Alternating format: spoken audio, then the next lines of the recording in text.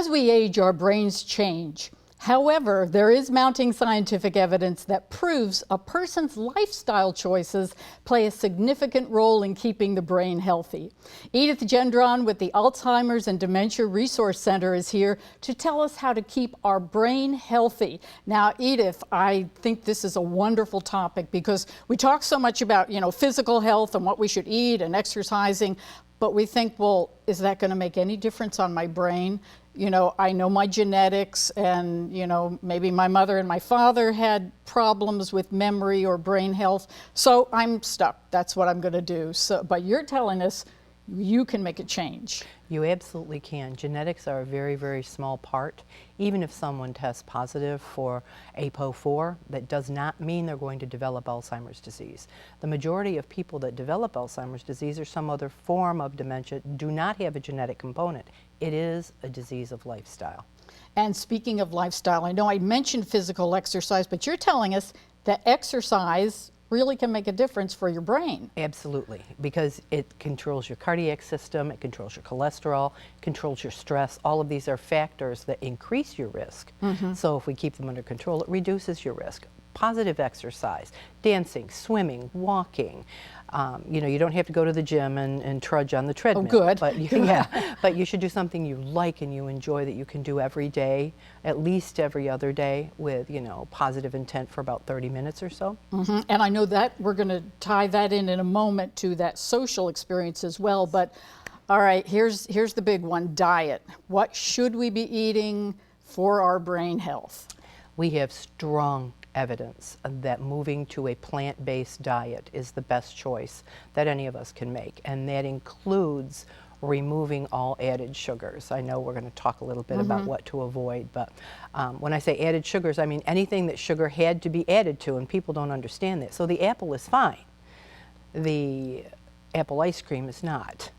That's exactly right. And there are so many hidden sugars too in Read foods. the labels. Read the labels, exactly. Right. If you, as we step toward a healthier diet, if people can just simply read and avoid any high fructose corn syrup, they'll be doing major good for their body, because that stuff is just horrible.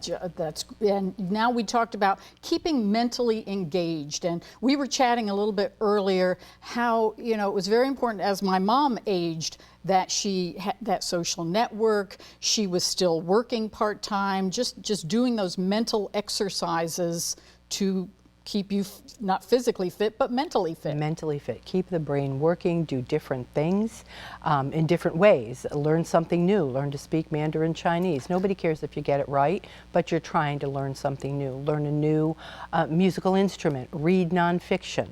Those are all things. And stay engaged. Join a book club, right? Go for a walk with your friends. Anything like that that keeps you connected. And something that's really good about the whole Active Lifestyle series is we have so many things in Orange County that people aren't aware of. So many activities, so many things for that social interaction and kind of having that positive lifestyle too, which you've talked about. Yes, absolutely. So, we have one of the best recreational programs in all of our community centers. I mean, it's just, there's no excuse to not be involved. There's something for everybody, yes, there as is. we like to there say. Is. Now we get to the other side of the equation. So this is what we need to be doing to be healthy, but what should we avoid? We really, really need to avoid processed food.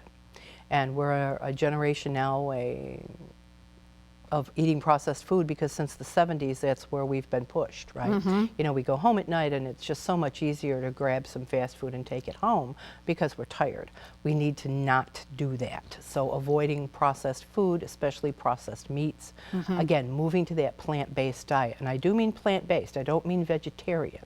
Right. And just because someone uses a vegetarian lifestyle or a vegan one, that doesn't necessarily mean they're healthy either. It has to be eat real food. All right. So when we talk about eating real food, we talk about a yummy bowl of quinoa with some kale. I'm trying to be a little facetious, right? I can hear everybody going, "Oh my goodness gracious!" But a lot of vegetables. It's a workable situation. It is, and with a little bit of planning, it really is easy to do. It's simple and easy and great for your body and great for your mind. Yeah. And Edith, I'm amazed that simple lifestyle changes can make such an impact on the health of our brains. Now, I'll definitely be adding a few of those lifestyle changes to my own routine. Thanks again. Oh, you're welcome. Thanks for having me.